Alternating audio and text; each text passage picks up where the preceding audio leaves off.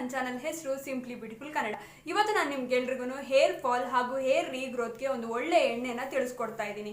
Hair fall ಆಗೋದು ಸಾಮಾನ್ಯ, ಆದರೆ ಮತ್ತೆ ಹೇರ್ ರೀಗ್ರೋತ್ ಆಗಿಲ್ಲ ಅಂದರೆ ಅದರಿಂದ ಬೊಕ್ಕ ತಲೆಯ ಸಮಸ್ಯೆ ಉಂಟಾಗ್ಬೋದು. ಅದಕ್ಕಾಗಿಯೇ ಈ ಎಣ್ಣೆನ ಬಳಸೋದ್ರಿಂದ ನಿಮಗೆ ಹೇರು ಹೋಗಿರೋ ಜಾಗದಲ್ಲಿ ಮತ್ತೆ ಹುಟ್ಕೊಳ್ಳುತ್ತೆ. ಹೇಗೆ ಈ ಆಯಿಲ್ನ ತಯಾರಿಸ್ಕೊಳ್ಳೋದು ಹಾಗೂ ಹಚ್ಚೋ ವಿಧಾನ ಹೇಗೆ ಅಂತ ನೋಡ್ಕೊಂಬರೋಣ ಬನ್ನಿ. ಕೂದಲುದುರುವ ಸಮಸ್ಯೆ ಸಾಮಾನ್ಯ ಸಮಸ್ಯೆ ಎಂದೇ ಹೇಳಬಹುದು. ಆದರೆ ಬರೀ ಹೇರ್ ಫಾಲ್ ಆಗುತ್ತಲೇ ಇದ್ದರೆ ಮತ್ತೆ ಹೇರ್ ರೀಗ್ರೋತ್ ಆಗಿಲ್ಲ ಅಂದರೆ ಬೊಕ್ಕ ತಲೆಯ ಸಮಸ್ಯೆಯನ್ನು ಎದುರಿಸಬೇಕಾಗುತ್ತದೆ.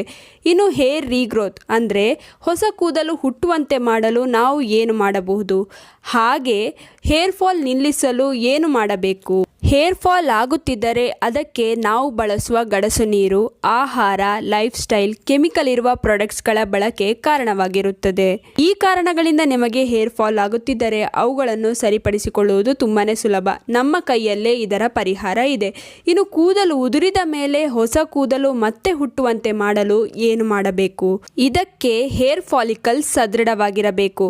ಹೇರ್ ಫಾಲ್ ಆದ ಮೇಲೆ ಅದು ಮುಚ್ಚಬಾರದು. ಹಾಗಿದ್ರೆ ಅಷ್ಟೇ ಆ ಜಾಗದಲ್ಲಿ ಹೇರ್ ರೀಗ್ರೋತ್ ಸಾಧ್ಯ. ಕೂದಲ ಕೋಶ ಮುಚ್ಚದಂತೆ ಮಾಡಲು ಕೆಲವು ವಸ್ತುಗಳಿಂದ ಸಾಧ್ಯ. ಅದರಲ್ಲೂ ಮುಖ್ಯವಾಗಿ ಈರುಳ್ಳಿ, ಮೆಂತ್ಯ, ಭೃಂಗರಾಜ, ಶುಂಠಿ, ಕರಿಬೇವು, ಕೊಬ್ಬರಿ ಎಣ್ಣೆ. ಇವುಗಳಲ್ಲಿ sulphur, beta keratin, vitamin, fatty ಆ್ಯಸಿಡ್ಗಳು ಇದೆ. ಇದರಿಂದ ತಯಾರಿಸಿದ ಎಣ್ಣೆಯಿಂದ ಕೂದಲ ರೀಗ್ರೋತ್ ಸಾಧ್ಯ. ಬನ್ನಿ ಈ ಎಣ್ಣೆ ತಯಾರಿಸುವ ವಿಧಾನ ನೋಡ್ಕೊಂಬರೋಣ. ಇಲ್ಲಿ ನಾನು ಒಂದು ಮೀಡಿಯಂ ಸೈಜ್ ಶುಂಠಿ ಹಾಗೂ ದೊಡ್ಡ ಗಾತ್ರದ ಈರುಳ್ಳಿ ಹಾಕಿದ್ದೇನೆ. ಇದನ್ನು ಕತ್ತರಿಸಿ ಮಿಕ್ಸಿ ಜಾರಿಗೆ ಹಾಕಿ ನೀರು ಹಾಕದೆ ಪೇಸ್ಟ್ ಮಾಡಿ.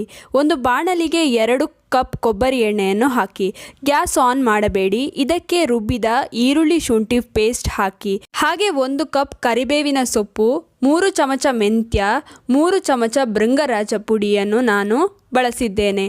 ನಾನಿಲ್ಲಿ ಭೃಂಗರಾಜ ಪುಡಿನ ಬಳಸಿದ್ದೇನೆ. ಇದು ಬಂಜರಸ್ತು ಭೃಂಗರಾಜ ಪುಡಿ. ನಿಮಗೆ ಭೃಂಗರಾಜ ಗಿಡ ಸಿಕ್ಕರೆ ಅದನ್ನಾದರೂ ಬಳಸಬಹುದು. ಭೃಂಗರಾಜ ಪುಡಿ ನಿಮಗೆ ಎಲ್ಲ ಆಯುರ್ವೇದಿಕ್ ಮೆಡಿಕಲ್ ಶಾಪ್ಗಳಲ್ಲಿ ಹಾಗೂ ಫ್ಯಾನ್ಸಿ ಸ್ಟೋರ್ಗಳಲ್ಲಿ ಸುಲಭವಾಗಿ ದೊರೆಯುತ್ತದೆ. ಇವಾಗ ಗ್ಯಾಸ್ ಆನ್ ಮಾಡಿ ಚೆನ್ನಾಗಿ 15 ನಿಮಿಷ ಮೀಡಿಯಂ ಹೀಟ್ನಲ್ಲಿ ಇದನ್ನು ಬೇಯಿಸಿ.